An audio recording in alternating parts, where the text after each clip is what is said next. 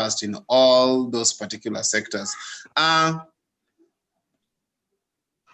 Just a gist of what we are doing. I would love to inform those who have joined that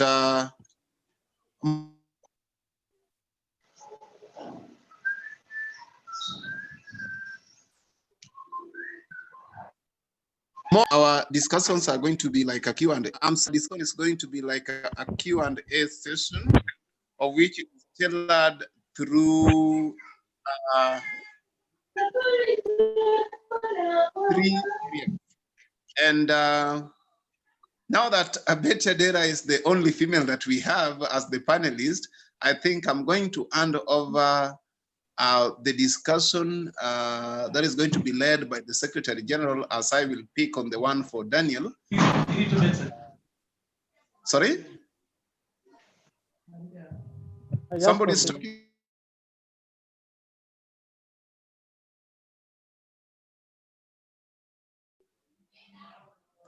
Okay, I'm saying the Secretary General is now going to pick on some of the questions we thought would direct this particular session to be fruitful, and then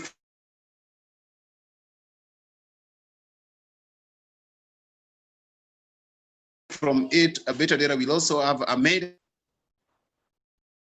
regard to the questions that have been given to her. I have a problem with my network. Sorry, I know I'm like fluctuating. So over to you, Sec General, please.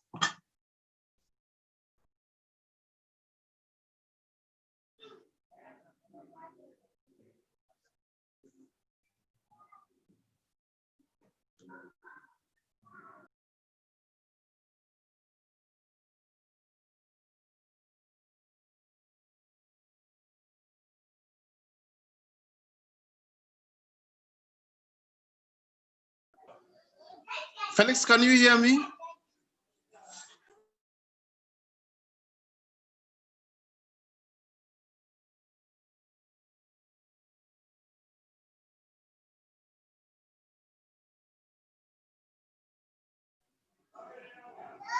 Hello? Yes, I can hear you. Yes, I said you are supposed to take us through the first panelist, some of the questions that we thought are going to be fruitful for this particular meeting. Oh, thank you very much. Okay, before I start, allow me confirm if Madam Betty Adera is with us and listening. Yes, I'm here. I've been here from the beginning. Thank you very much. Now, maybe my first question to you is that being someone in the social field, and when I talk of that, I'm referring to the Betty Adera Foundation. My first question to you is that do you think youth involvement and participation in community organizations, especially in Luo Nyanza, now that we are doing this as Homa Bay County Youth Network, is effective enough to enable them initiate and drive their own development? Thank you for that question, Mr. Secretary. And I think it's one of those fundamental questions that we need to get to understand correctly before we can delve into understanding what it is that we can do to make things better. But perhaps to start us off, I may want to say that we may need to have a clear definition of what we mean by community organization. What is that? Because nowadays, even a church group is a community organization. You know, a parent-teacher club can be a community organization. You know, block or neighborhood associations or chamas or occupational groups and all that can be community, community organizations. So I want to answer your question with reference to the fact that when we say community organizations, we mean all the informal and also all the formal grassroots level, community, household level type of organizations that encompass, everybody.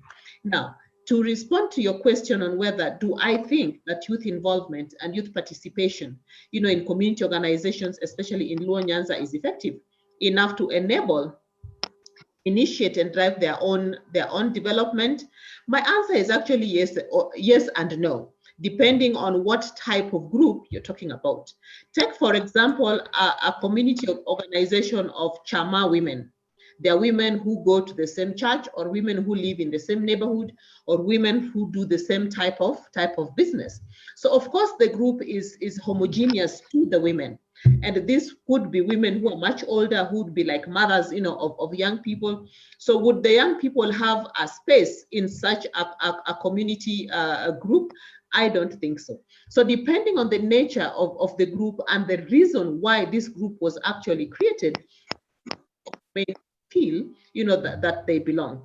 Remember that some of these community organizations and activities have been there for so long and have actually led or given back to national movements, such as SACCOs or microfinance groups or movements, or even the SME movement in Kenya. They started from somewhere, and they started from, the community level, household level type of engagements of people. Now, young people came on board much, much later. And now, even more so from Nyanza province, you find that most young people for the longest time ever have never felt that community organizations are their space. Because if it's an organization of church people, of parents and teachers, of people who are much older than them, then they would be like, no, that's not our space, and we would be swallowed up, in that kind of a group. But we have seen more and more youth-led, organized groups, coming up in sports, coming up based on various, vocational ventures, that they do. But I want to think that there's more that needs to be done, because even a youth-led organization that is formed at grassroots level would still be struggling in terms of identity, would still be struggling with branding, would still be struggling with how to even reach and impact other young people, better and more, and how to expand, their brand. So I believe that this is one way that our young people, especially from Luo Nyanza, can get into the mainstream development spaces when they get into opportunities, to do little things at their community level for themselves, and also for young people, for other young people like them. So with more awareness on the need for youth development and the youth themselves coming out, to stand up for themselves and for others, a lot more still needs to be done, but a lot more can still be achieved.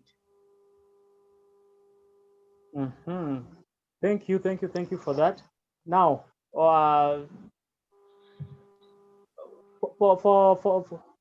for these settings, then in the social settings to be established, there must be some of the factors maybe that are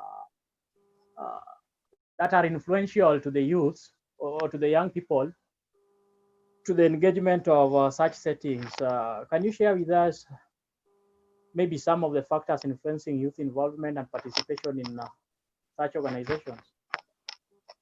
Well, a number of factors can influence young people positively or negatively, insofar as influencing their involvement and meaningful participation in community organizations. And when I say meaningful participation, I'm referring to engagement and presence, that can make the young people move forward in terms of their agenda, rather than just be counted. There are so many community spaces or community organizations that say, hey, we are doing youth work, we are engaging the youth, but what really are they doing? You find that they gather young people, in a room or in a hall, and then they just count them, like 1, 2, 3, 4, 5. Oh yes, we had the 10 youth and they participated.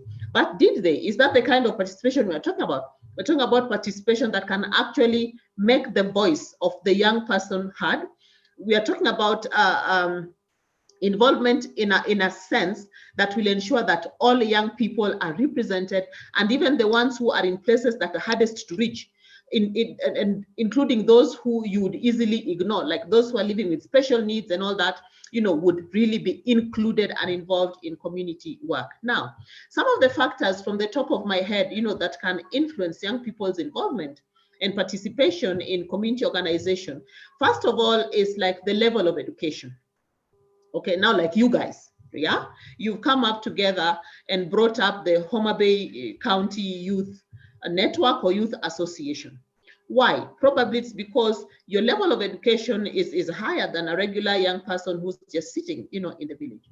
So there's evidence that suggests that the higher the level of education, the higher the level of involvement and empowerment, for participation in community development initiatives. That is when you'd have young people saying, who have a considerable level of education, coming up and say, hey, in our community, we are X number of young people, we are the majority, we are seeing 1, 2, 3, 4 are the issues that eat us as young people. Can we come together and just start talking about it, even before making any formal registration? So level of education counts. Now, another factor would be access to information and awareness, on what's going on. And this would also contribute significantly to promoting youth participation by enhancing a sense of inclusion. You showed up there because you showed up for that particular meeting or event because you were aware about it. How many young people are out there physically present in these spaces, but they had no idea? Nobody told them. Nobody deliberately reached out to them with information and create awareness to them on a need or on an event, that was youth related or youth focused, that then they would have participated in. So access to information is also important. Another crucial factor would be the social cultural perspectives. This really influences a lot of youth participation in community development initiatives. For instance, peer pressure. All right. If you find young people, together and they feel one community organization more than another, they are more likely to influence each other towards a particular one and not another. And when they are there, there's something that will attract them to that space and will make them feel that this is our space as young people. And then let us, let us contribute, let us participate in whatever is happening. There are other cultural perspectives, that also negatively influence the level of participation of youth. For instance, if it is a community initiative, that has a good number of adults, people who are much, much older than the youth themselves, they might feel that, no, these youth they're not noisemakers, these youth are trouble, so we don't want them, we can't take them seriously. What can they say, to us and all that? So some of these perspectives, when a young person feels like his or her voice, doesn't matter, he or she is not likely to be motivated to participate in such a community venture. For others, there's the need of parental approval and motivation, for them to be pushed to participate in such, events. You can get, in some cases, a parent can tell you, nisikukute pale, let me not find you going to that particular youth group, or others encouraging, young people to go. So all these sociocultural, things can actually influence young people's participation. And a good one, like the gender-related duty associated with that particular community initiative. So if it's a community initiative that's mostly women and they're older women, a young person wouldn't feel like they want to. If you're talking about a community initiative that is going to the hospital to clean it up or to wash the elderly, a young person might feel those are tasks that should be done like by the female gender and all that. So sociocultural perspectives actually, do influence. But second last, I would say also, another factor that influences is the youths themselves, their personal characteristics, such as age, gender, marital status, and educational level, as I had already talked about. So the older you are, the more likely you are to align with other older youth.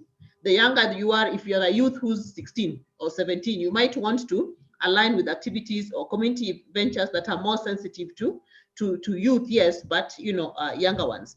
Same to if you're a male youth, your female youth. So some of these things, contribute. You're looking at marital status. Some youth might say, I'm a young person, yes, but I have a family, I'm married. I'm a young person, but I am not have married or have a family. So you'd find that the personal characteristics might also make preferences for that.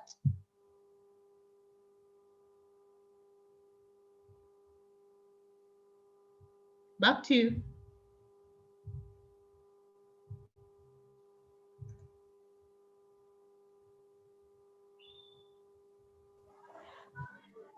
Felix, are you there?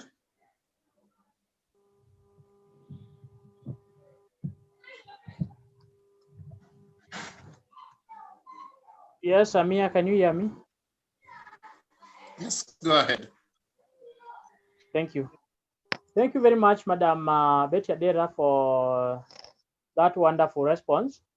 Now, we have understood so far that what community organizations really are, factors that influence the young people's involvement and effective participation in such settings. And I think we will really appreciate if you take us through some of the major factors that may prevent effective involvement and participation of youth in such settings. I will perhaps repeat a couple that I've already said, like for instance, lack of communication and awareness of opportunities for engagement can be a factor that can, become a barrier or prevent young people from engaging and participating in community organizations. Now, another factor can also be from the community organizations themselves. You can find that in a given village, there can be 3, 4, or 5 such community organizations coming up, and all of them needing the presence and participation of youthful participants. So you find that there's almost like a scramble, and petition of young people in a particular area to attend all these events. So a young person might say, so niende, I go to which one and I leave out which one.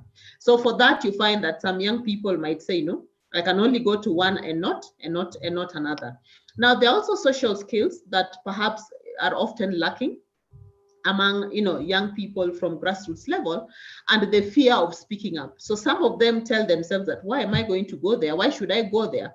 And when I go there, I'm not confident enough to speak up. I fear that my voice will not be heard, or I fear that whatever I have to say will not be taken into consideration. So that fear of speaking out on perspective of young people can also be a preventive factor. Now, lack of diversity and adultism. Adultism here is just like what I said earlier, coupled with systemic mistreatment of young people simply because they're young. So you get into a room and there are all these other older people who feel that sasa wewe mtoto utatuambia nini. So young people feel that, one, there's lack of diversity, there's lack of inclusion, their voices won't be heard, and such community spaces, they don't see as if it is their space. So they'd rather not go, even if they know about such an event. And also, to add on that, another problem is often young people are viewed to be a problem, rather than an asset.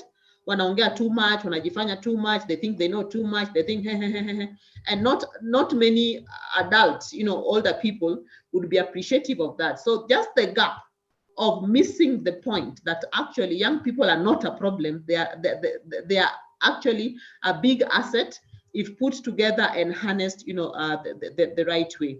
Of course, lack of resources in terms of time or even money. If it's a place that a young person needs to spend money on a boda boda or a bus or a matatu to go to, and the young person doesn't have money, of course, that will be a barrier for them to attend such.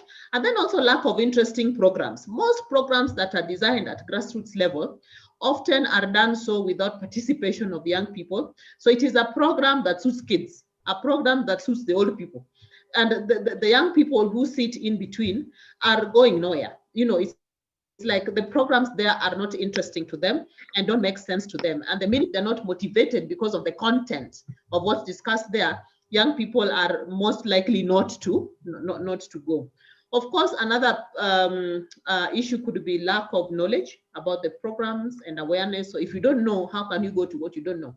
And then also, most community organizations are often uncertain of the role or impact of young people themselves, in their efforts to do community work. They hardly pause to ask the question, what can the young people contribute to this thing that we are trying to do, to this community problem we are trying to solve. So lastly, I think I can also say that young people are transient just because of their youthful nature. They're always moving around, in some cases participating in too many things, having also too many things that they need to do themselves, with their lives, having unpredictable, schedules. So sometimes fitting all that into participating in community organizations events may be tricky, and then that may result to them feeling or actually being excluded. Thank you. And in understanding of factors that influence youth involvement and participation, and factors that prevent the same, do you think the government has done enough to promote youth involvement and participation in community action? The whole issue of youth engagement is a global issue, is a global challenge to many economies, and Kenya is one of them. I think since independence, the government of Kenya, now we even have counties, are yet to really get it, in terms of what to do with young people, or better still, how to meaningfully, engage them on tasks and activities and ventures that can be good for them, that can be good for community, that can also be good for the country, and the region at large.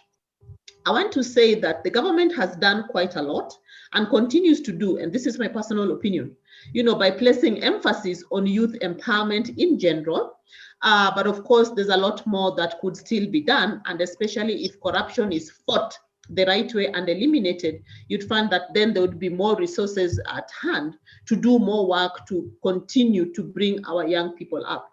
The government is actually deliberate about doing things for young people, with young people. We are beginning to see every other day they're getting better at it. We are seeing more youthful people, more youthful officers being appointed to the departments, that concern young people. The extent to which they actually achieve the goal set for them is another story, but is the government deliberate? I'm thinking we are beginning to see more and more appreciation of the fact that the government is saying, hey, we have a youth bulge, and except we put our money where our mouth is insofar as young people are concerned, then we're going to have a problem. Even just the last budget that was read, I think just a month or two ago, we are beginning to see like huge amounts of money is being put aside, for youth-related things. We also know about the AGPO. Young people are part of the special interest group, that has been put in place, by the government for more attention, to pay more attention, to young people. But I want to believe that the government, both national and county, needs to do more at engaging young people themselves, hearing their views, hearing their thoughts and ideas on how they can even be better helped. The government and other stakeholders, I believe, should work more together in creating awareness and campaign, like on technical skills and knowledge of the young people, of which then the young people would be able to cascade that down to ensure that they're achieving meaningful community action with measurable evidence, at that level. And then also, again, back to government and all other stakeholders, including private sector, should work to, and civil society should work together in creating like information more accessible, to young people, environment more palatable, to young people, more friendly, and encourages, the transparent inclusion of young people in their spaces. And lastly, I think the government should also, figure out ways in which the adult, the older government officials are more respectful and believing of the capabilities, of young people and their tenacity, and tap those to provide significant contributions for the young people at present, but also to cascade that down to the communities where they live and reside. So I feel the government has done a lot. The government continues to do a lot, but there's still a lot to be done. And for me, I think government needs to bring to the forefront, young people do more of that, so that they hear of these ideas from young people themselves in terms of how they want to be engaged. The government has done a lot, continues to do, and there is still much to be done to encourage youth involvement and participation in such settings. Now, you mentioned lack of resources as a barrier. And as a network, we have also identified the issue of resource mobilization as one of the biggest challenges faced by youth-led community organizations. What can you say about this? Actually, this is one of the greatest challenges faced by youth-led, youth-serving organizations, as well as women-led, women-serving organizations. And what like we are doing at our foundation, probably post-COVID, we started, but then COVID made us to stop for a little, is to figure out ways in which we can provide continuous capacity enhancement to upcoming youth-led, women-led civil society organizations at grassroots level to get resources. Everything you want to do at community level is gonna take a resource. It's gonna take time as a resource. It's gonna take a human being, to do it as a resource. It's gonna cost money. And you find that the community, the civil society world, especially at the grassroots level, is so brutal, that without money, you get so many brilliant ideas just sitting there because of lack of knowledge or lack of capacity and innovativeness in terms of strategy for fundraising on how to get funds, especially money, like financial resources to get the work done. So I would also say that perhaps the Homa Bay County Youth Network may need to just set another webinar just to talk about resource mobilization, because there's a lot, to be covered. But yes, I agree with you that this is one of the greatest challenges, but a lot still can be done to get grassroots organizations lift off the ground and build a profile and just move forward, from getting like 100,000 type of funding to getting millions, because it is possible. So in terms of my advice on how to tackle this, the organizations at grassroots level, however small, however basic, need to have a strategy, for fundraising, and they need to focus on their current activities and communicate that clearly. Who are you? What did you set yourself to do? And what are the priorities that you have for this year or for this month or for this half of the year? Community organizations, also youth-led, women-led, should get to a process where they understand their own strengths and build on that, weaknesses, and do something about that, opportunities, and tap those to broaden their resource base. And when I say resource, I'm not only referring to money, financial, but I'm also referring to human and capacity, type of resourcing. Such organizations need to start up and put their house in order by formal registration, have a board, look at who your human resources are, look at who your volunteers are, have a physical address, even if it's your home, that's a physical address, and just think about how to make yourself formal, because no one is going to give you money out there if you cannot prove that you are, formally, legally, existing as an entity. Another thing I would advise is for such upcoming organizations to have a mentor or mentors who can be human beings, or they can be organizations. For instance, Betty Adeda Foundation can be a mentor to the Homa Bay County, Youth Network. For what? For purposes of just hand-holding, for purposes of opening doors, for purposes of enhancing visibility, for purposes of collaboration, networking, and partnership with potential donors. Such organizations also need to think about visibility and building their brand. And now that, for instance, Homa Bay County Youth Network is about young people, you guys are so vibrant, like on social media, do something small with all the noise you can about it on Facebook, on Twitter, on Instagram, on all those platforms. Do short clips and start building a profile, so that if I want to say, I want to put my 50,000 in your organization, I can just go and look at your history. What is it that you've been up to for the last 3 months, 6 months, 1 year, or whatever.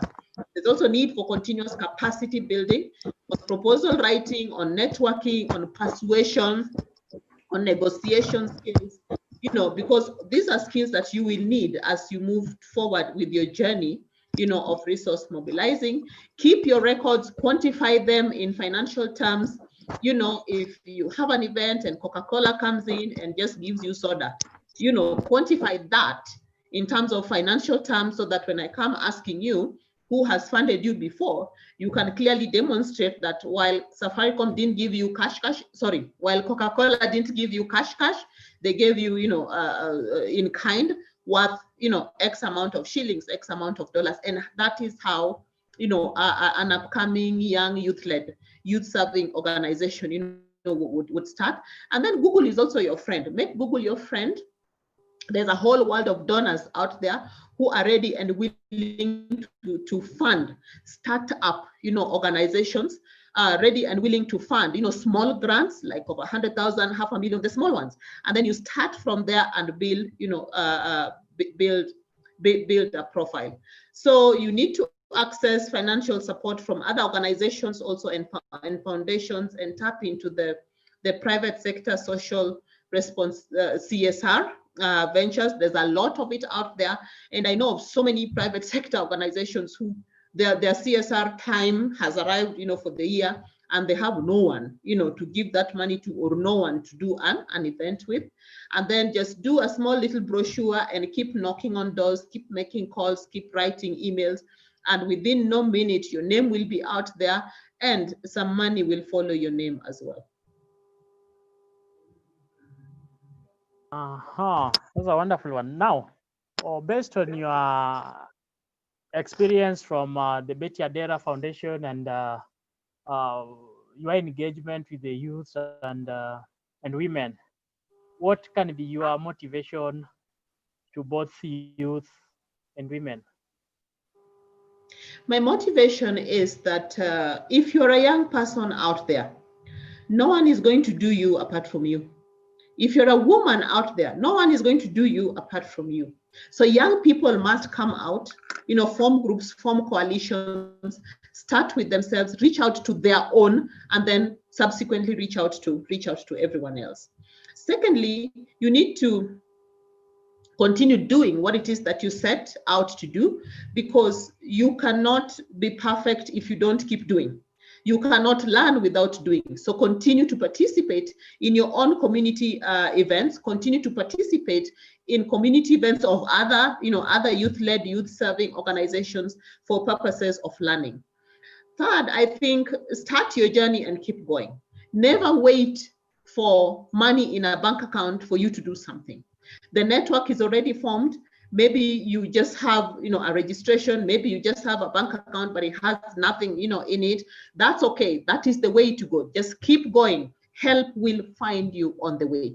There's never help that finds anyone who's sitting in the houses and waiting. You have to take that action. You have to go out there, do whatever it is you can, whatever you can with what you've got. Help will find you, on the way. Youths are so many out there in terms of numbers. Young people in Kenya, have the numbers. So form networks like the ones you have done. Reach out to other networks like you, youth-led or youth-serving, within your region, in the Nyanza region, but also venture out.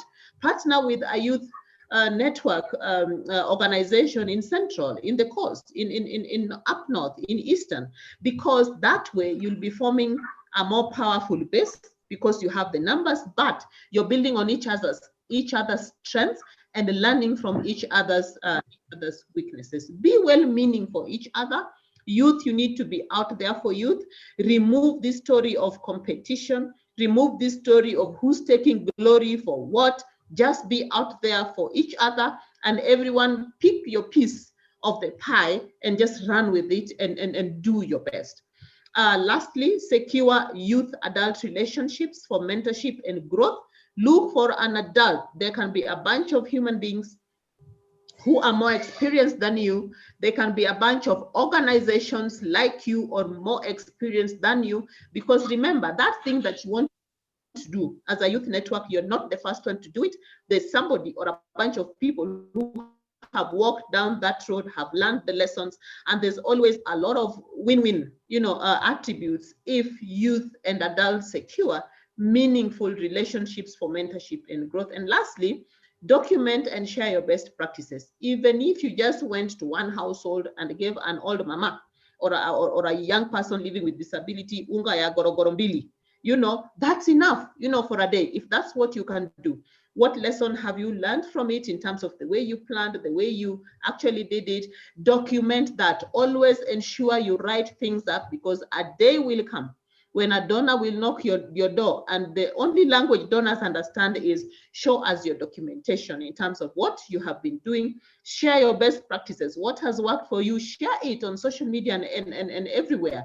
Remember, another youth-serving or youth-led organization like you could be struggling with something like that, and you might just have as well made their day or taught them something that they did not know. Well, thank you very much, Madam. I can see our participants. Okay, they have a lot of questions for you. My advice to them is that as we welcome the next speaker, let us just write the. Okay, let us just hold on with the questions. There is going to be time for questions, but we can also write them in form of a message so that Madam Betty can also see them as she prepares to answer them maybe at a later time. Before I thank you very much, Madam Betty, for that presentation. Before I invite the next speaker, allow me just remind the participants that this meeting is supported by Live Your Dream. I'm glad that the CEO of Live Your Dream is part of us. He's one of the speakers. That is Mr. Otieno Paul Peter. We are also live on YouTube. There is a link at the chat panel. So let us keep sharing the link in various quarters for other youths who may also need this information. Back over to you, Mr. Chair. Thank you so much. I believe you can hear me.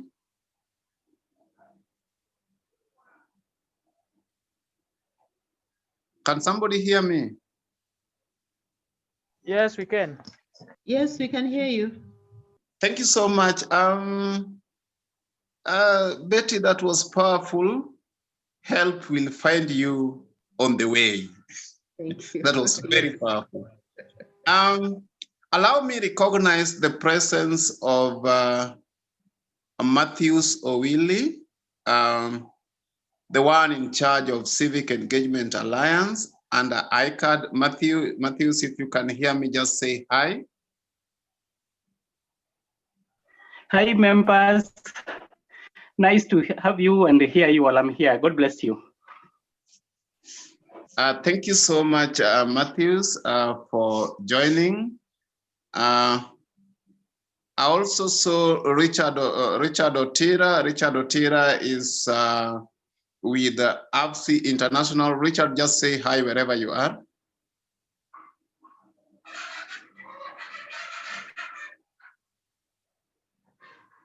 Richard cannot hear us.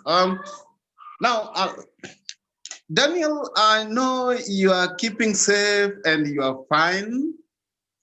As I can see, you're lovely. Now, over to you, Daniel. As a young person and chair to Langata Youth Network, a Pan-Africanist, and also a political commentator. Now, with the creating spaces for the youth. Now, how does politics affect the existing social youth organizations? Over to you. Well, thanks, Jose. Can you hear me? Yes, I can. Yeah. That was a wonderful presentation from the previous panel. I actually tuned and listened because much of social issues are impacting more also on political, political issues as well. So there is that the intersectionality, the link between social and political, matters.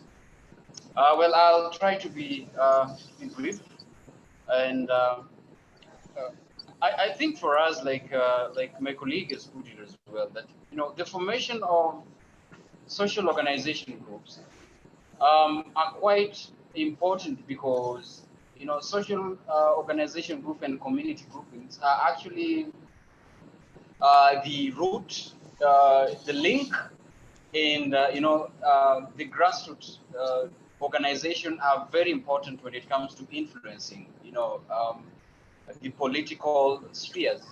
I'm trying to say that in terms of political mobilization, in terms of, resourcing, in terms of, trying to educate, the communities, then the social organizations are very critical in influencing political decisions.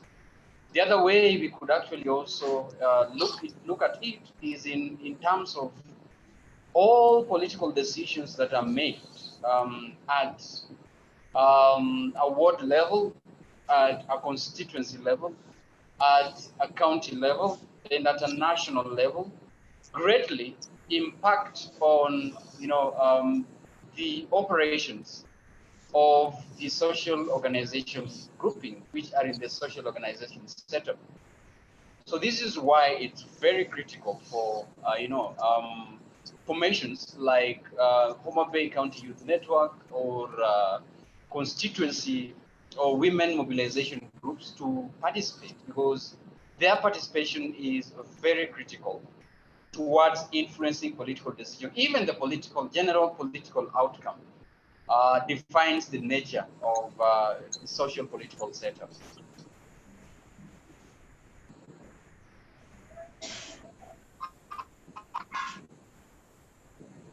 But before that, George, I wanted, it could be very,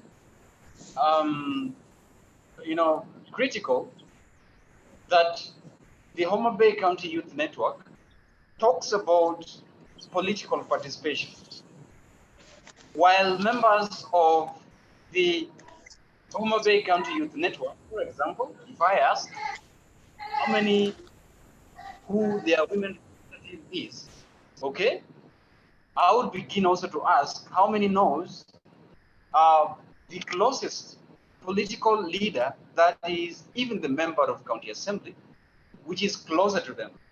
And I would even go further and inquire from the good members of the Homa Bay County Youth Network, if at all we would say that your chairman, for example, has decided to throw his bid to campaign for a political position in 2022 on an independent ticket versus somebody who is well money oiled coming from ODM, for example, how many people from your own network would actually have political sobriety to say this has been our chairman and therefore we are politically motivated so that we support him. So the interlink between the strength of social organization, grassroots organization, youth wings and women wings, in terms of defining and deciding the political outcome. For example, of a county or a constituency, we cannot really underestimate, George. Okay, thank you. Now, Richard, according to our political setting, what value do you think the youth acquire from the political environment, and how does their participation affect their political learning? Did you mention Richard or Daniel? Oh, Daniel, sorry. Let me see it from the other way, George. Can I be very specific in Homa Bay County or in Luo Nyanza, and also the question that you asked Betty as well? I want to take you back to our historical, political, landscape, political history. All over long, young people and strong and potential women political leaders have really find it difficult to navigate through a political landscape because it's actually politically polarized, and our people have learned, and this is the political, what we call political socialization or political learning or bestowment of political values to young people, in a sense that they have not, their beliefs and values have not gone beyond. Certain political parties have not given an opportunity for certain political ideologies that is separate or exclusive from what they have been accustomed to. I always determine to ask each and every time, and the question that I've asked before when I was beginning this conversation, the values that we young political leaders from Luo Nyanza, and these are conversations I've had with many of you, is that could we learn that in politics is like going out to fish or going out to hunt. So in a house that we call Luo Nyanza or Nyanza province, for example, if we have one of us or many of us, including youth, women, ODM, independent candidates, Amani National Congress,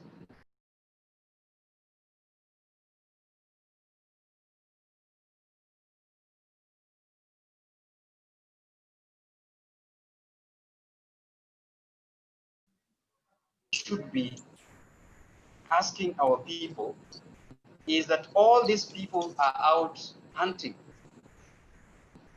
So any one of them who becomes successful brings back the meat at home, so that anybody appreciates that we do not go politically hungry for years. So it is my philosophy, it is my values that what we really need to learn from us is the value of appreciating different ideologies, the values of political participation, patriotism. They are written very well in Article 10 of the Constitution, but the practicalities are very different. So I think it's important for us to begin to inculcate this value in young people, including young people in Nyanza as well.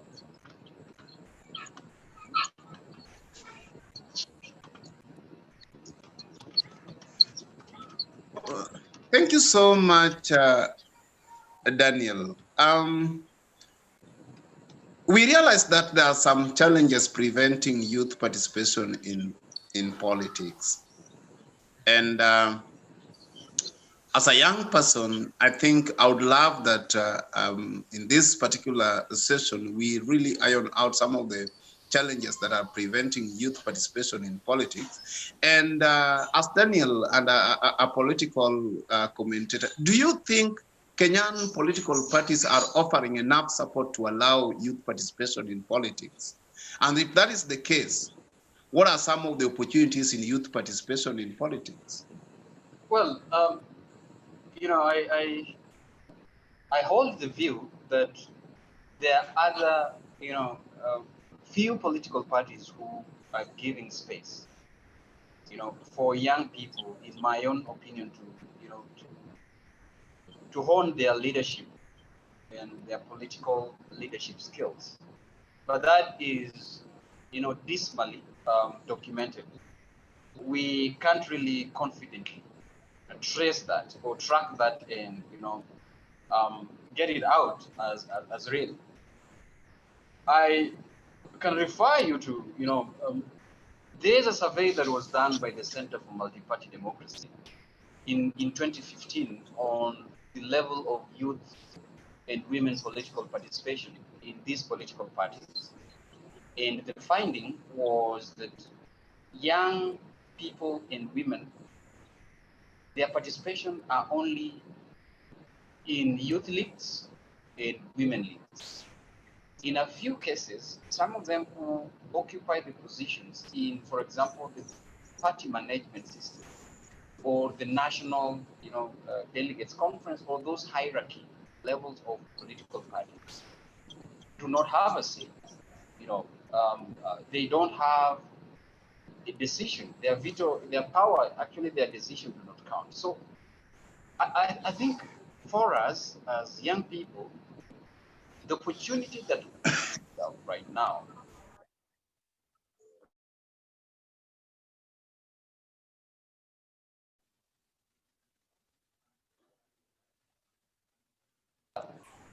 reports, it documents there is a number of political parties that are being formed, as we speak. But even as the new political parties are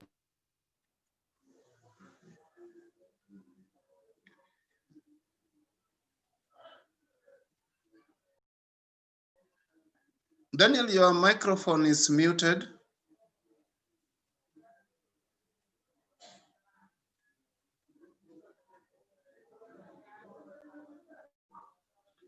Oh, we lost Daniel. Daniel, your microphone is muted.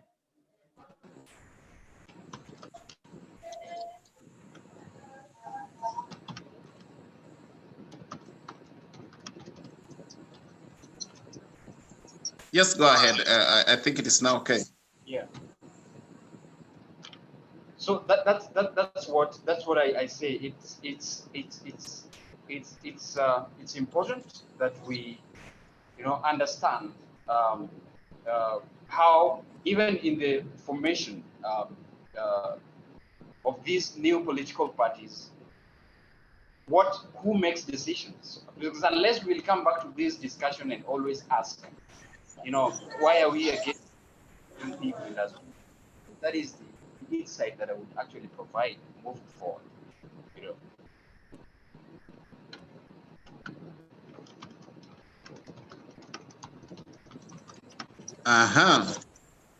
Thank you so much. Just before we get to the last bit of it, as you prepare to give us your motivation to other youths aspiring to actively participate in politics, allow me to recognize the presence of Maurice Opio Adoyo. Maurice is the director to formerly NIC Bank, now NCBA. Maurice, if you can hear me, just say hi as we continue.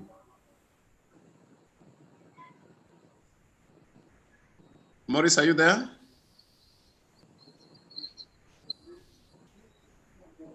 Could be it's not there. Daniel, as you wrap up, as a young politician, what is your motivation to other youths aspiring to actively participate in politics? Well, the motivation is here that we are young people, we are vibrant, and as Betty also put it before, is like we have the tendency to explore and find information here and there, be very active in these spaces. So I think the potential that comes with the agility, the strength, being industrious among us young people, being explorable, that in itself gives us the advantage of trying to use the numerical numbers that we have to begin to invade these political spaces that are available right now. It is a contradiction, for example, that the most population, the most constituency of young people who are 70% of of the population are actually the ones that are extremely secluded or extremely excluded from political participation. It's quite difficult to understand how this has juxtaposed itself through and through. So I think the motivation moving forward is, there are a number of political discourses that are going on right now that young people can give their input to. One of the discourses that, people should begin to give their input to. There's a discussion about the constitutional change right now. And I am actually seeing a number of caucuses discussing how they would present their view to these caucuses and these committees. But young people are, once in a while I see from caucuses, but it's not really active. The women are really organized in terms of presenting their view of what should be included in case the country is going through a constitutional referendum. Really, the creativity that comes within the social media space. We are very privileged in this generation, or compared to before, for our voices to be heard, actually had to get, the mainstream media. We actually had to be covered in the newspaper. But right now, the space of social media and the incoming of citizen journalism have made it easy, even for us to focus and discuss issues on WhatsApp, on Facebook, and on Twitter, and get these important people that us. It brings some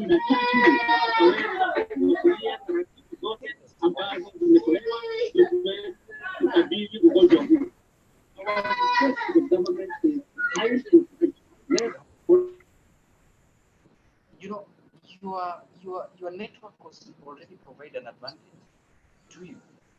Because my believing of the network is that being derived from a membership of different constituencies um, that constitute Homa Bay County, that in itself already provide a political platform for mobilization, social mobilization, political mobilization. And that, if taken care of, is able to surprise you because already there is an organization of that movement. So I think, George, those are some of the inspiration that I would actually see moving forward from young people in not only in Homa Bay County, but at large, in terms of how then do you leverage um, through to make it impactful in a political system. Thank you so much, Daniel. I call you Honorable Daniel. I know that is a name that we always share. Um, I want to also emphasize that the youths who are here, you have now heard that you have got a political space. It is your time to take the space and be cognitive of your position.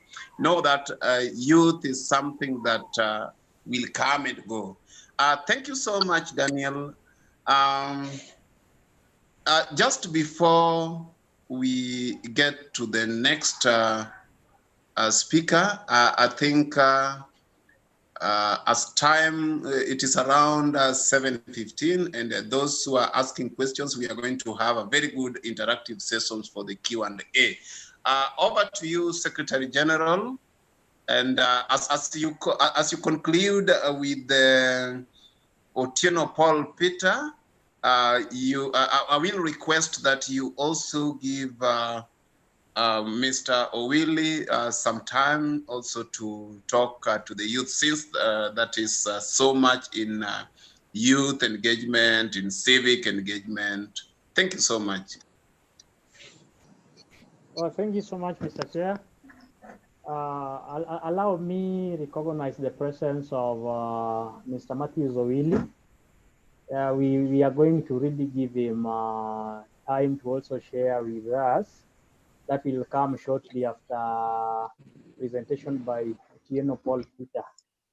I don't know, he was away for at some point. I don't know if he's back. Mr. Otieno Paul Peter, are you back? I've been in throughout. Okay, it's now your turn. And just before I take the stage with you, I can see now people like Gordon Otieno, Roger Somolo, Ronald Kobote, Jael. Please just hold on with your questions. We have marked those with the questions, and we are really going to give you time to ask your questions. So just bear with us. We go as per the schedule. There is that time. Don't worry, just keep tuned. Now, Mr. Otieno Paul Peter. Yes. Now that we are discussing about the youth, and yes. this discussion is maybe spearheaded by Homa Bay County Youth Network. There is this perception. I don't know whether it's a perception, but I know today from you, I'm going to know whether it is a perception or a reality that Luos were not born for business. What is your view on this? Yeah, Please. that's the first mistake. You see, business doesn't choose your ethnicity, doesn't choose your color or race. Business generally is about interest. I have been in business long enough. I remember I first did my first business in class 6, and that is when they introduced me to the concept of business. I did the unadulterated 844, where they were introducing you to business in class 6. And they started asking, what is business education? All sorts of things. What is money? I was so excited about that idea. So I've learned that I request that people who are not speaking would mute so that we have. Yes. Okay, now. So I was moving on. So I've learned that business doesn't choose. We have many Luos who've done big businesses all over. We have other people from different other communities who've done businesses. So the fallacy that business is not meant for Luos or something like that is a lie. Yes. How do you relate your deconstruction of that statement with maybe okay in how do you relate it to the number of lures you have met in business? Because you see what we are told back at home, or what we have heard, is that business biashara iko na wenyewe. So let me say a few things about this. One, some of the things we may need to change is our perception. You know, when we are growing up back in our communities, what happens is we view business as something that is second rate. First, we are looking for jobs. We want to qualify for college, for universities, then we start looking for jobs. And our parents also, that is what they've known throughout. So that is what distorts that philosophy. You see, if my parents did not engage in any business, there is less likelihood that I will, except if there is something that has motivated me. Like my case was a motivation from the same people. Let me give you a good example. When I was in the University of Nairobi, shortly after finishing, I asked a friend of mine, is there anybody, she's from Meru, is there anybody in your family who is employed? She said, no, I'm the first one. She did computer science. She's the first one to be employed. But besides employment, she does lots of other things, trading on various other things. Now, in our culture, most of the times you realize that people are employed and they are always looking for employment. My dad, for example, was a primary school teacher. But that is what motivated me. Every other time we didn't have money. My dad didn't have money. He could not even afford to pay my school fees. And most times they would borrow things and saying, at the end of the month, we will pay. Another thing is I could see around the people who are old enough, who had retired, would say, well, when I was working, I helped so many people get jobs. Now nobody is helping me. And they were living a miserable life. Personally, that alone informed me that I don't want to be in a situation where I wait for the end of the month. So everyone can do business, and we just need to find a reason to be in it. By the way, I advise, if as much as we can, the youth should start taking part in business. Let me tell you one thing, the truth of the matter, even these politicians, if you want to be electable, you will need to have some money. And that money cannot be from employment. And the reason our Luo Nyanza is behind is because most people are broke. I don't want to say poor, but that is the fact. So nobody wants to follow you if you have nothing much to give. And our politics has been corrupted to the extent that the candidate literally buys the voters. You see, so the reason for that is we want to depend on some employment. We want to depend on just politicians. We want to depend on these other people. Why can't we create wealth? Why can't we become people who are independent? Nobody threatens you with any sacking. You can take care of your customers, choose a business, get involved, take care of your customers, just know what you need to do. You will be much more independent. Sorry to say, but some politicians don't even want you to be that capable. They don't want you to be independent because somewhat you will realize that you really don't need them. So it's good to know that each and every one of us are gifted in a particular way, and we can venture in business. The philosophy that Lewis can't is a lie. That's just the way it is. All of us go to school, learn businesses. All of us can practice this and learn from experiences. All of us can read the books that have been published by the people who've succeeded in business. You can go to the next question. Okay, thank you, thank you.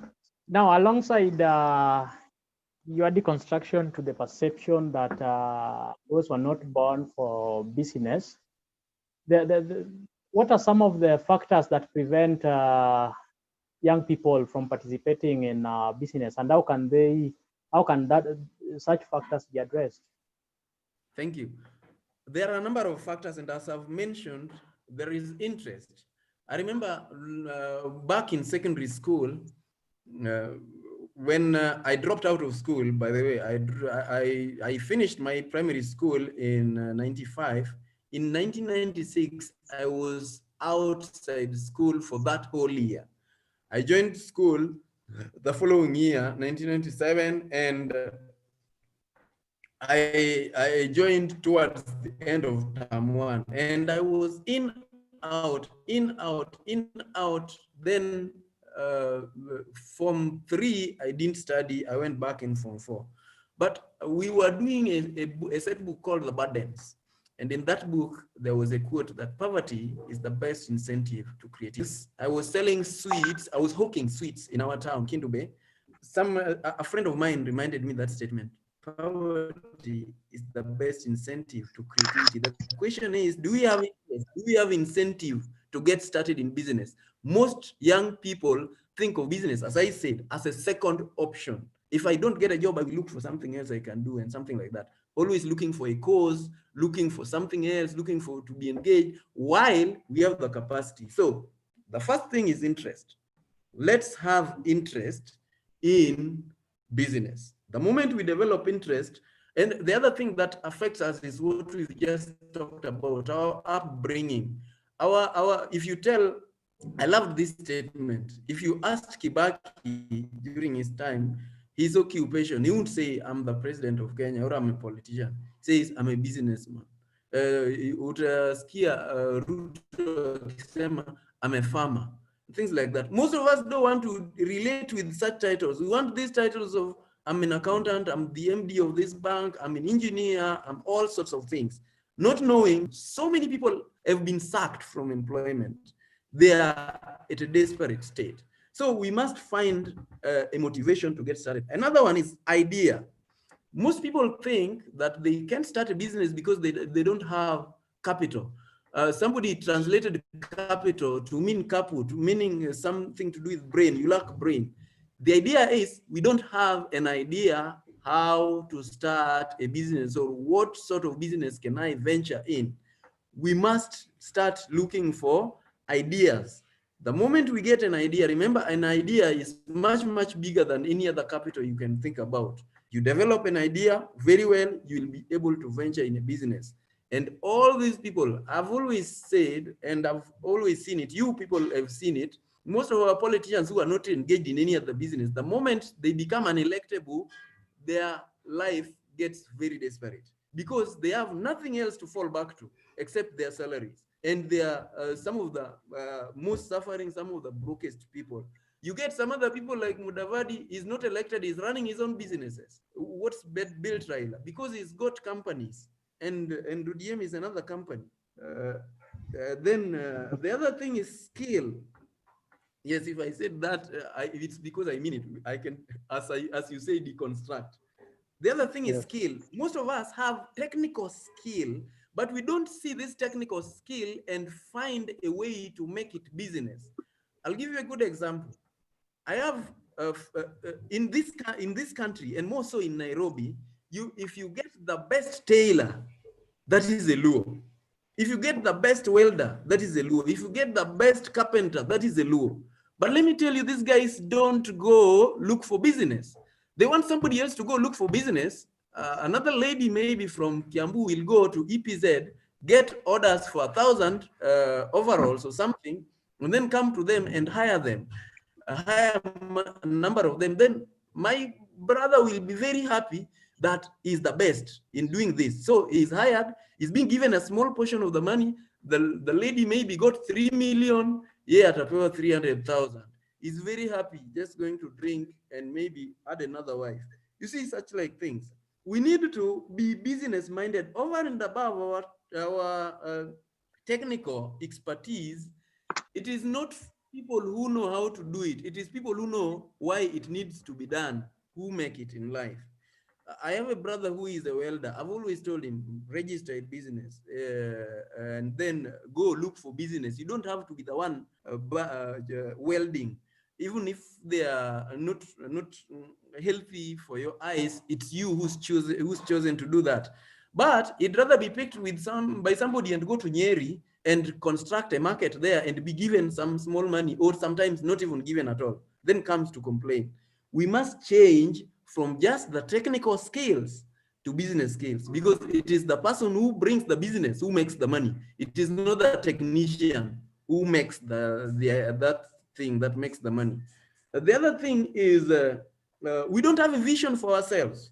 Most times our goal is, if so and so becomes maybe head of this company, or gets promoted to this person, or gets this seat of MCA or MP, we will get some relief, we will get some positions in county, in the government, in whatever.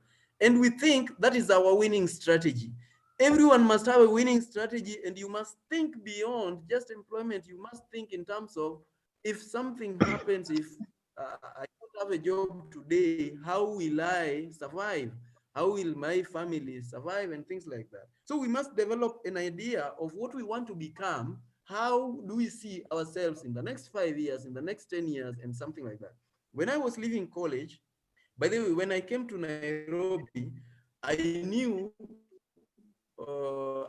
I was lucky to pass exams. And I knew that I'm coming to Nairobi not to study, but to get an opportunity to do business. I joined the university and started looking for what to do. I Kinyozi, I couldn't do much in that. And then I ventured into computer-related services. But why was I doing that? So that I could survive in the university. I did not depend on anybody to send me any pocket money. Nobody ever did. I don't even know the meaning of that. But I knew I must do something. So I had a motivation. After that, I realized I could not just set up because it required some money, mara goodwill, or whatever. So I chose to go to work for a short time. I didn't want to work for 5 years. So what am I talking about? Vision. I had something that within 5 years, I'll be out of employment, and I retired in 2010, October. I've never been employed again. Oh, actually, not October, August 5th. That's over 10 years ago. And today, I don't depend on any other job. I don't depend on any other person. The idea is, do we have a vision of what we want to become? Then the other thing is mentorship. Mentorship. Most of us, our mentors are politicians. Our mentors are people who are also not in business. Remember, somebody can have multiple mentors. You can have if you want to venture in politics, not everyone should be in politics. And I believe that is part of our drawback. We are too much passionate about politics. But if we want to be in business, we must look for mentors in business. We must look for books to read. Most of us don't read books except newspapers and watch news. We don't watch anything else. and we use our bundle on Facebook and things like that that don't build a lot of our capacity in business. So we must look for mentors who can work with us. We must learn business. We must read the right books. I would recommend any one of us here, if you're serious, go start reading Think and Grow Rich. There is a reason it's called Think and Grow Rich, but not Work Hard and Grow Rich or Join Politics and Grow Rich. It's called Think and Grow Rich. There is The Richest Man in Babylon. It's a very nice small book. Will be able to build you. There is The Rich Dad, Poor Dad. There is The Cash Flow Quadrant. All these are very good books that will start you on the way. You will build a business. Then the other thing is we must be ready to start small. Most of us want to start it big. I was talking to my younger brother, he's in Kisumu, and was talking about, you want where you also have a rotating seat. Yeah. People knock your office. You tell somebody, no, if you want to talk to me, book an appointment, come to my office. We must learn to start small. Every venture starts small, then grows. The Tuskies that we have today started small. The Nakumat that ended up collapsing politically also started small. All of them start small. The Equity that we have today started as some circle in Muranga. All these things started small, and we must start small, but with a vision. And the other thing is, we must embrace each other and learn from each other, not bringing each other down. That one will be able to help us. We must change, we must rewrite the culture of business and things like that, so that even as we are bringing up our children, we tell them why it's important to be independent, why it's important to learn and participate in business. All of us, I say, and I repeat, all of us can and should participate in business. You will be much happier when you don't have to call somebody to help you look for a job, and you will be able to earn much more. I kept asking myself, why should I wait for 30 days or 31 days to earn money while I spend every day? I've been asking people, how many times do you spend in a month? Infinite number of times, they can't count. How many times do you earn? Maybe once or 0 times. Where is the problem? We must learn to earn every day or every other, as often as possible, so that we can also have the capacity to spend. That is it for now. Thank you. You can ask another question. Well, before maybe you have time to give your motivation, and in consideration of a number of factors that hinder youth participation in business, do you think the government has done enough to influence youth participation in business? And what are some of the youth-friendly programs or opportunities by the government to influence youth participation in business? I've worked with various youths from different parts of the country, and I've learned that they take advantage of what the government has put in place. There is that agapo thing for special category group, for people who want to participate in tenders. But to me, the most important thing is, remember, you are not going to be youth forever. The most important thing is that registration of business has become very easy. In fact, you can register a company in a short while and start building your own brand. So there is that element of, you can register a business and you can even secure loans and things like that. They've always been there, but I've realized a few times when I'm discussing with people this at home, they tell you, oh, we picked some loan and serikali, you don't have to return. People are just meddling with it across.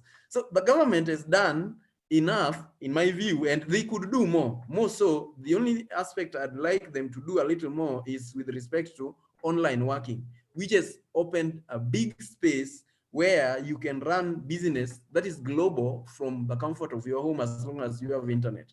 There is still not much regulation with respect to that at the moment. And the last time we discussed this with the Ministry of ICT, they were putting some policies in place. And that is good enough. Remember, the same environment. At one point, during the Kibaki's time, I asked some youth that in 2013, in 2003, when Kibaki started being president, up to 2013 when he left, uh, during that period of time, so many other people became millionaires and so many other people grew in businesses. Did they choose where, because these were people from different parts of the country, did they have very different advantages depending on where they were coming from? No. Was the political atmosphere the same? Yes. Politics was the same, weather was the same, everything else was the same. But some people took advantage of what is there, some people didn't take advantage of what is there. So the government has done enough. And the other thing is security, this political stability that brings in security, including the handshake. Before that handshake, people were not able to participate, to do business freely. There were riots and all sorts of things. With stable politics, that's why many people come to Kenya. They want to set up businesses in Kenya, whether they are from the East or from West or from different parts of Africa. They want to set up business in Kenya so that they can run their businesses. Of course, there are higher taxes in Kenya, but still the environment is able to sustain it. So in my view, there is nothing we need to blame the government about, because those policies work across the board. Only that most of our youth don't take advantage of them. I've seen people from other parts take advantage of them. Right now, I'm not a youth, so I can't qualify for most of them. Thank you.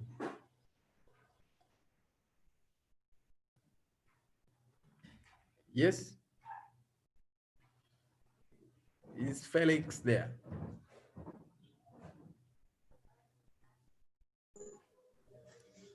Felix, are you there? Yes, Amir. Thank you, Mr. Otieno Paul Peter. What is your motivation to the youth or to the participants who may be thinking to start up some businesses, but have been fearing for some of the hindrances that you have listed? One is, if you are not in business, you better start now. The earlier you start in business, the better. Whether you are in employment or not, start some business, whether by the side or the main thing for you. It's important. This is one thing I learned in life. It is what you do in that extra time that will make you rich. We must all aspire to become wealthy and economically stable. If we don't aspire for that, we will be ruled forever. So start a business, start now. Fear of failure is actually a big stumbling block to many people. But remember that if you are not willing to fail, then you will not succeed. You must be willing to fail, try and fail, try and fail. Today, I'm running 3 businesses, but it's because I've also failed in the previous ones. The first business which I started in class 6, it collapsed after a couple of months. I was in a Sumbi game, Godmarera, but it collapsed because I was moving to a different location. Another business which I started where I was where I was hawking things in Kindu Bay, collapsed because of a number of other circumstances, and the same thing about the business I was running in the university. So today, through those failures, I've been able to learn a lot of other things, and I keep reading, I keep firing myself. So wherever you are, please get started. Today, I'm working with another old mzee who has worked up to retirement, but because he did not have a business anywhere, he has to get started. But he's finding it so hard because he's in his 60s, I think so. So if he had started earlier, he would be much better placed today, because I provide mentorships. I provide hosting services. I provide, I put businesses online, but I also provide mentorship, building people from conceiving idea of business all the way to letting the business run. But it's easier when you start when you are young. So don't waste any time. If you've been thinking about it, jump in before you are ready. Just get started. Thank you. Thank you very much. That's a very powerful one. If you are not in any business, start now. There is no right time. Now, I want to thank all the speakers for the wonderful presentation. Before we get into the Q&A session, With your permission, Mr. Chair, allow me to invite Mr. Matthew Zowili to have a minute or two to also share a piece with us. Welcome, Mr. Matthews. Thank you, Felix. And thank you, team, for this opportunity. I was invited into this meeting by George Kennedy, and I also tried to share. I don't know why the many youths have not really attended, but I want to say that I've known Okoyon for a short while, but I've realized it's a good organization that we can work along with. My name is Matthews. I'm Youth Empowerment and Advocacy Coordinator for ICAD. ICAD is Africa Inland Child and Community Agency for Development, and where we have got into contact with the Homa Bay County Youth Network is our Civic Engagement Alliance project. I realized this organization is very strong in matters lobby and advocacy. And so that is how I got to know them. And I want to tell the Hokoyon members that, you know, how I got to know you is through the memorandum that you were able to submit to the county assembly on the 2020-2021 budget. It was a nice work. And so I want to congratulate all the minds that put, you know, together a lot of work into that document. That was a very good work. And it's something that we are still following up with the county assembly to see that, you know, they act on whatever you did. I don't think the time is so much past. So now, Ms. President, I picked on one challenge from you that organizations like Okoyon need to find mentor organizations. And I want to share that, George, from tomorrow as we are engaging, let's see how we can work together on a formal, you know, a formal thing so that it's not just me and George, but it should be ICAD Civic Engagement Alliance and Homa Bay County Youth Network so that we see what can we do together as a team, because these community organizations will remain, but NGOs, we have limited time and we will phase out and leave the community there. So whatever we do with you right away is what will live. Thank you to all the other speakers. I've learned a lot and I will continue joining, and we'll see what we can do in future endeavors of this kind. Thank you so much, Felix. Thank you so much, Mr. Matthews. Now, here is the time for questions. And by just show of hands, anybody with a question to anyone, any speaker that is, please feel free. Time is now here with us.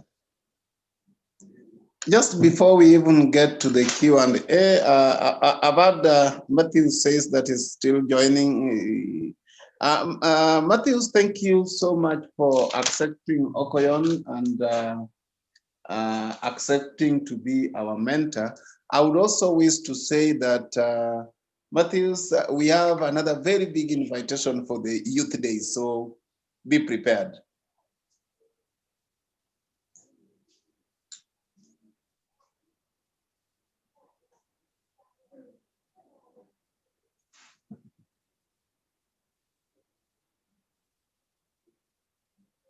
Over to you, Felix.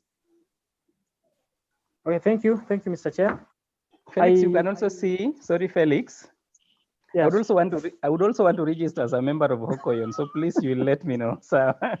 Okay, that is. I'll address that. Now, questions I can see, Mr. Chair, if you allow me, let us start. I can see Ronald.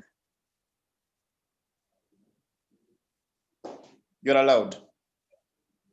Ronald, please.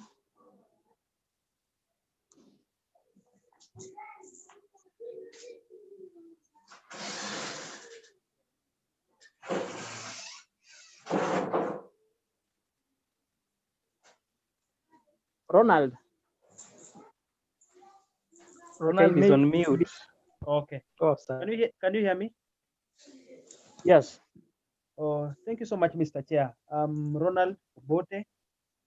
I want to say I'm very much glad to be here basically, the question I had asked through the message, and Ms. President did really answer that. One thing I would also want to maybe get clarification on, and I've heard you mentioning that, is how to get how to be a member.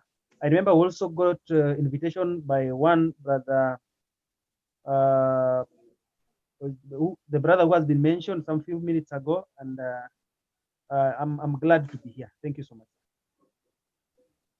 Very well. I can see Nicholas. Thank you so much. Thank you, Felix. By name, I'm Nicholas Ongolo from Ndewa sub-county. I believe you people can hear me.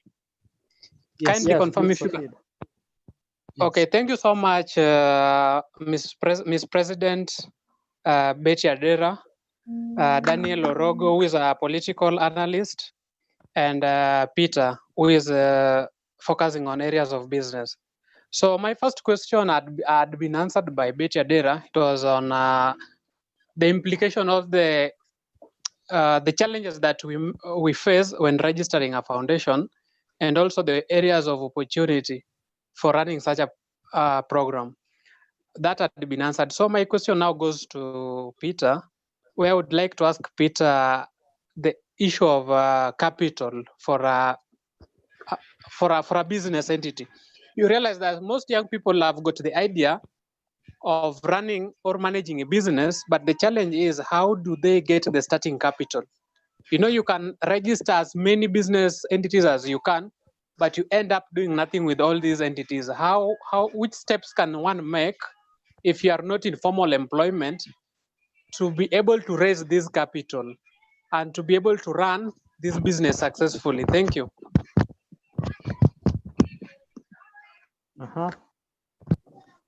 Mr. Otieno Paul Peter. Okay, thank you. So, you know,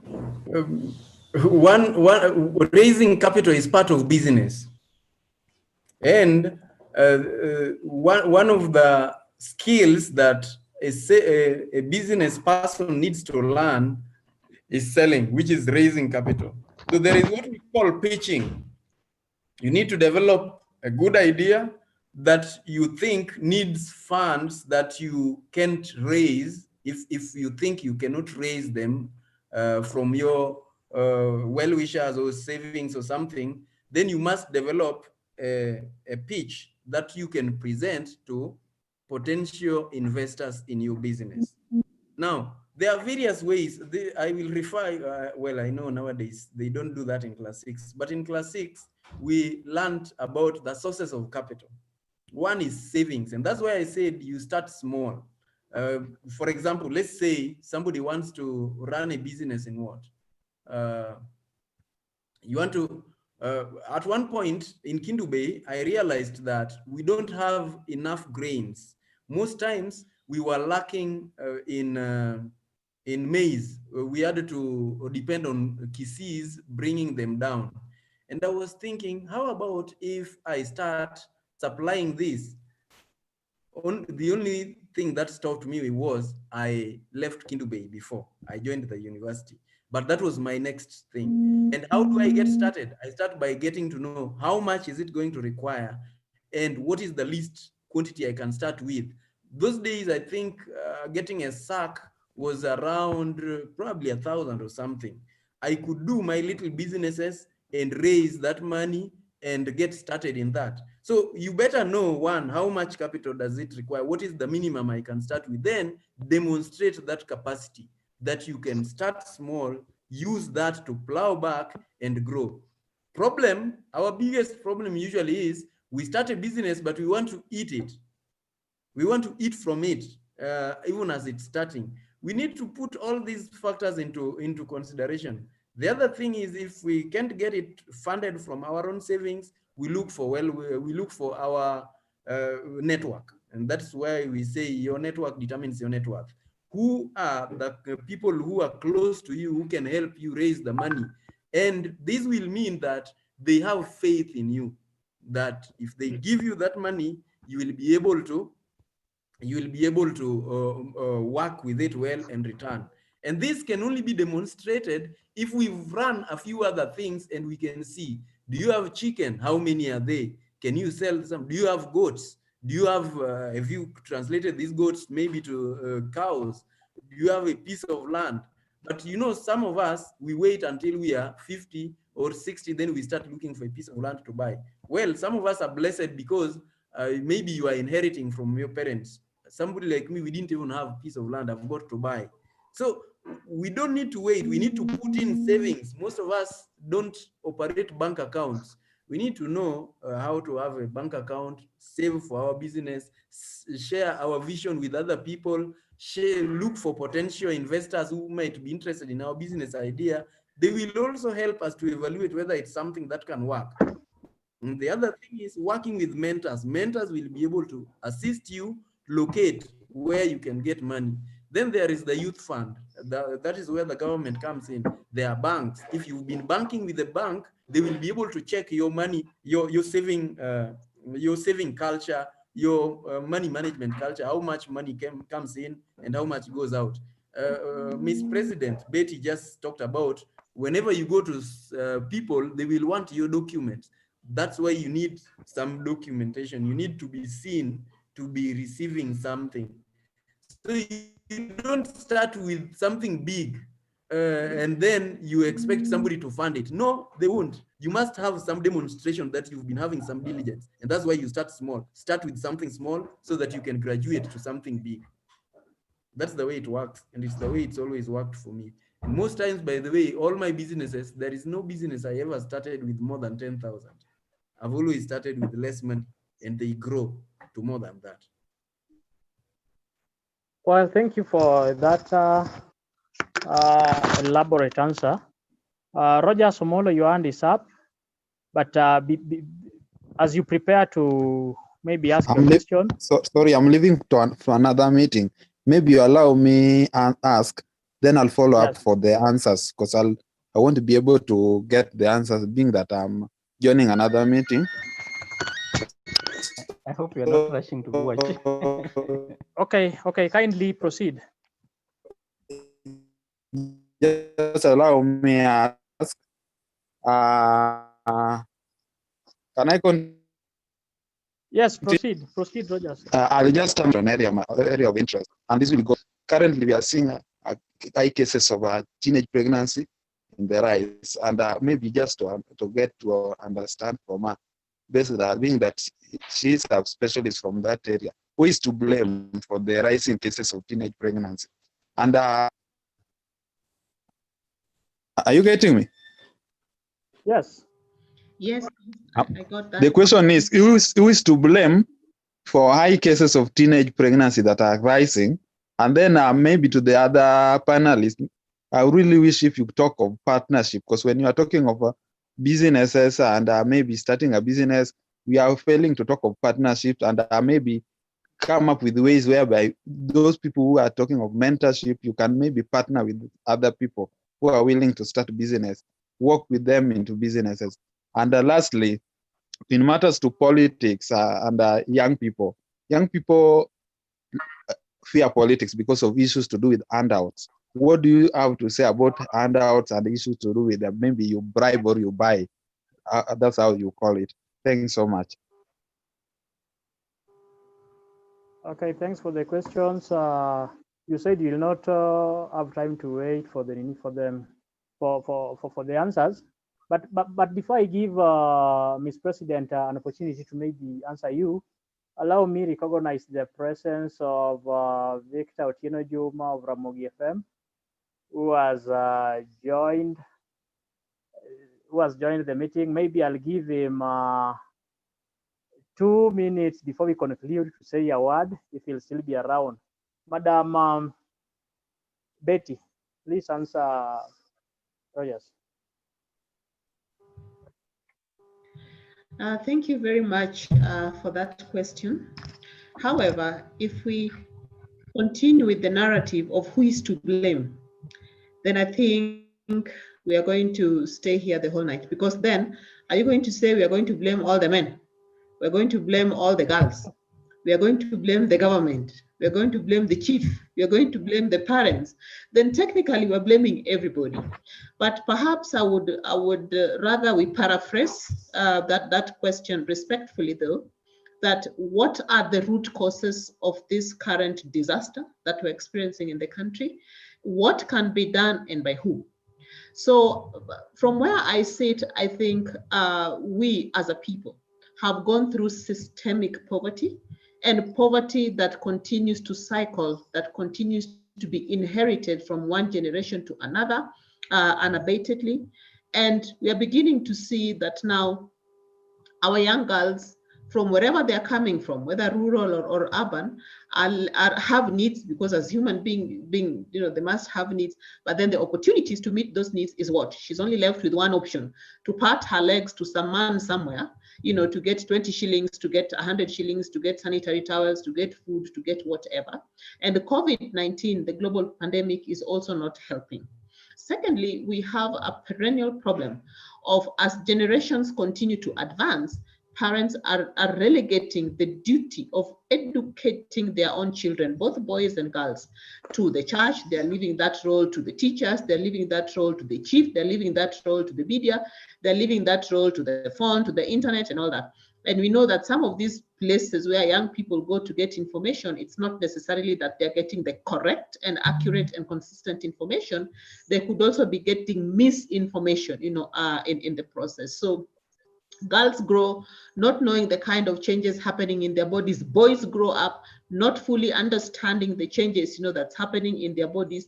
And as they get into teenage, into puberty, when all the hormones are running wild, from both boys and girls, and being young people and youth, the experimenting nature of them, before you know it, a pregnancy has occurred. And by the way, with every pregnancy, there's always an equal measure of opportunity or chance for HIV infection to come in, and also other STIs, sexually transmitted infections to come in. So one girl might be dealing with several issues rather than just the pregnancy itself. Then, of course, third, there's a lot of violence, sexual violence, sexual abuse that is going around. And again, we are seeing a spike of that within the COVID-19 period, where people are, locked up, in homes. You can't move around the way you want. Stress levels are high.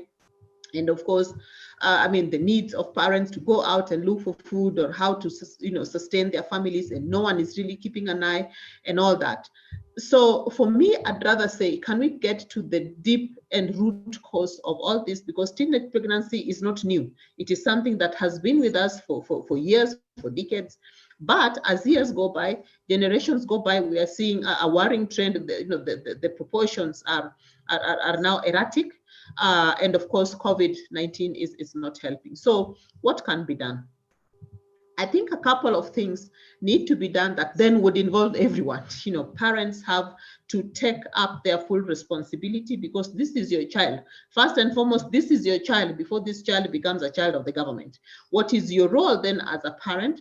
To continue speaking to your child, to educate, let your child, your son and your daughter, hear information around puberty and how their bodies, are changing from you, rather than from internet or from a friend who is just as misinformed.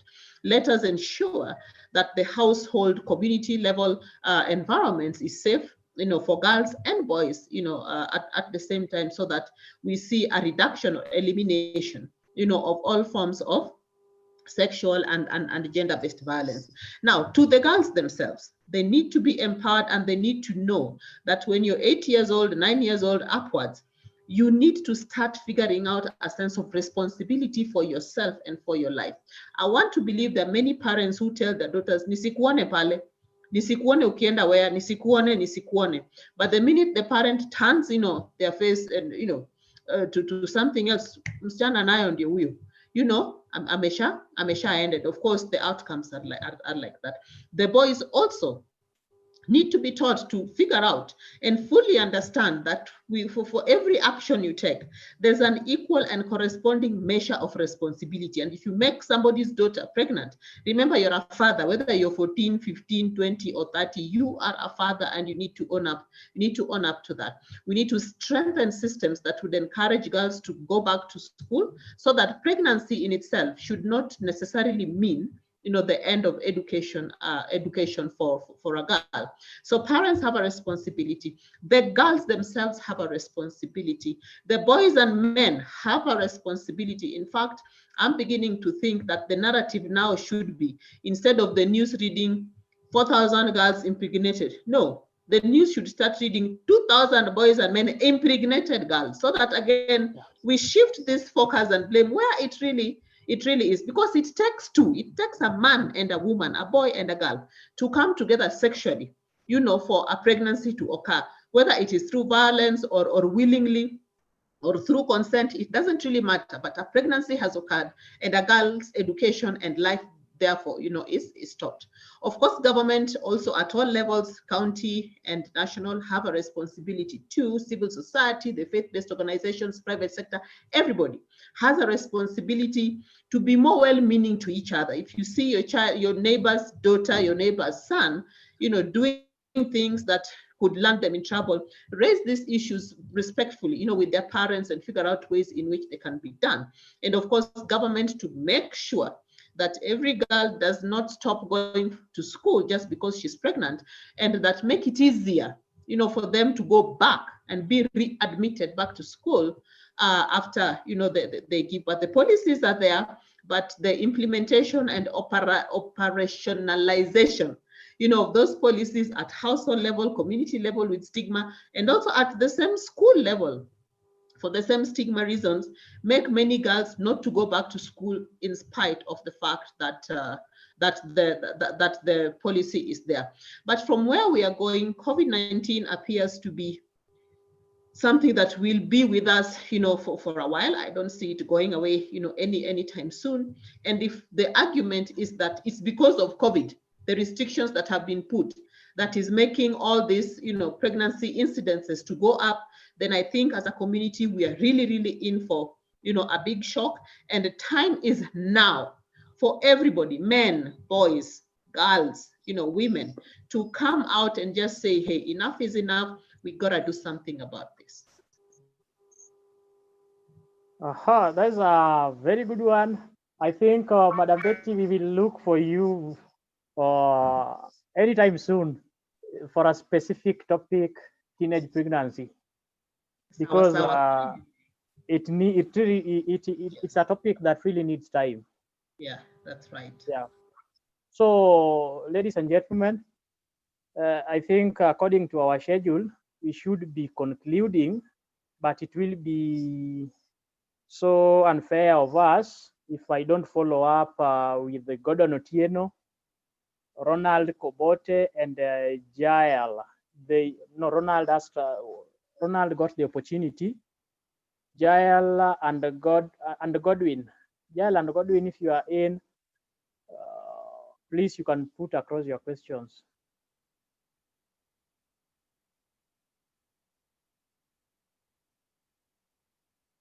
I can see Jael is still in.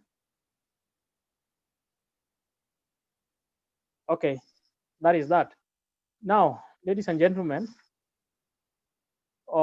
Chair, if you allow me, I'll give the speakers, our guests, that is, at least 30 seconds each to share their closing remarks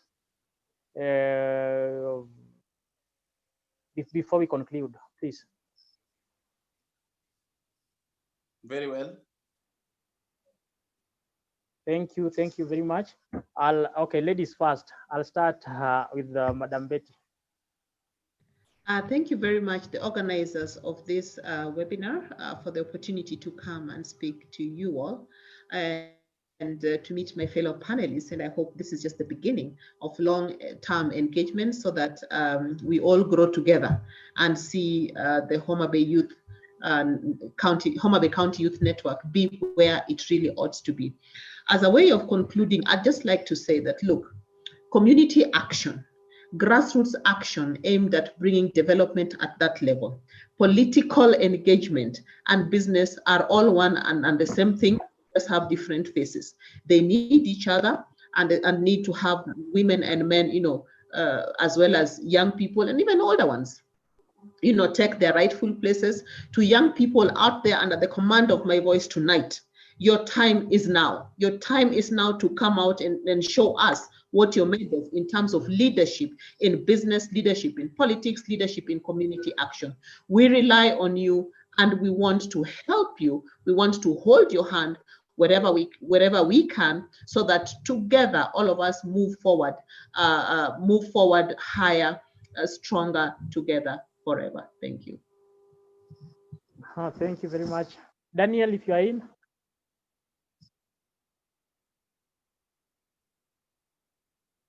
Daniel? Daniel, I think, left for another meeting. Okay. Mr. Otieno Paul Peter, your closing remark. Yeah, I want to say that whether you think you can or you can't, either way you're right. If you think you can do business, you will be able to do it. If you think you can't, it doesn't matter what we do or what any person will do, because you will not be able to do it. It all begins in your mind. Number two, ask, and it shall be given you. Seek, you shall find. Knock, and the door shall be opened. You must learn to ask long enough, seek long enough, and knock long enough. The scripture doesn't say ask 3 times or then quit. No. Number 3, we've learned that persistence is what will make the difference. Napoleon Hill says, old man failure is always on the path to success, waiting for those who fail the persistence test. In business is not a joke. It's not like employment, you just report and go back. And that's why most of us love jobs, because there is no accountability.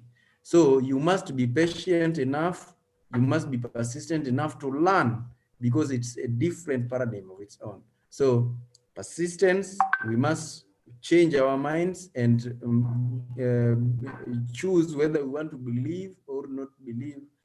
If you think of the reasons you can't do it, you will get very many of them, but you only need one reason why you can't. And one of those reasons could be, if so and so can do it, perhaps I can do it much better. Thank you very much. Well, thank you very much to all our guests. And there are some questions popping up on our screens. I really urge that we respond to them before we leave. We are about to conclude. We are 10 minutes late, and what remains is not going to take more than 5 minutes. So I'm kindly requesting that we respond to those questions. Then I'll give the vote of thanks on behalf of Homa Bay County Youth Network. Okay, thereafter invite the chairperson to close it up for us. As I started, maybe some were not in. My name is Felix Orwa. I come from Suba North, Lambwe Ward. Suba North is the former Mbita constituency. I am the Secretary General of Homa Bay County Youth Network. I want to dearly thank our guests for setting their time for this meeting. I must also say to Mr. Otieno Paul Peter, a very big thank you. I came to you so late, it was late, and I came with 2 requests. That is one, to be part of the panel, and also to host us. I'm grateful that you managed both, and I'll not shy to mention that you did not mention it throughout your talk, but I'll not shy to mention that this debate was hosted by Live Your Dreams. Live Your Dreams is a company or an organization that is headed by Mr. Otieno Paul Peter. We are very grateful. We are very grateful for for that. Maybe Now, just to help you, I can say about Live Your Dream. Yes. Yeah, thank you. Well, that's just me. But Live Your Dream, this is about Live Your Dream. Yeah. When I was in class 8, and after doing my class 8 and realized that most of the people who are with me in class were not proceeding to secondary level, I told myself, I realized that Kenya is losing so many brains due to school fees. And then I realized that most people were written off. The moment you are not able to go to secondary school, that was the end of the story. And something inspired me that when I grow up, one thing I want to do is to find this knowledge that makes some people more successful, whether they are schooled or not, so that I can help people to learn this. And that's what informed Live Your Dream.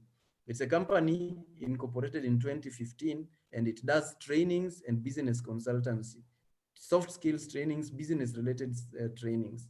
That's about Live Your Dream. And I'm the founder.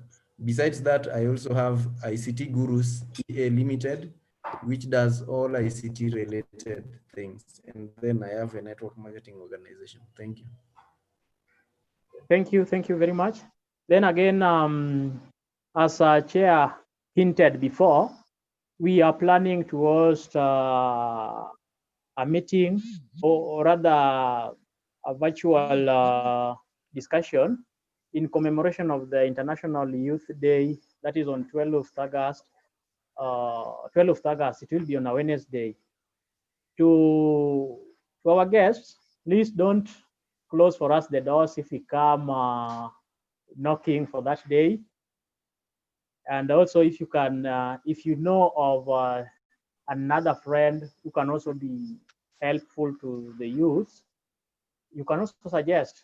And even among the participants, if you feel you have something you can share with the youth, we highly welcome that. Like Frederick Allo just shared what he thinks he can share with us. I have picked up that, and we will do a follow-up. Up to that point, I want to thank you all the participants, our panelists, and my co-moderator and chair, Bwana George Kennedy, as I hand over to the chairperson for a closing remark. Thank you very much. Thank you so much, members, for bearing with us up to this time. I hope you can hear me. Yes. Though Felix has given a vote of thanks, now mine is to thank you all, and I say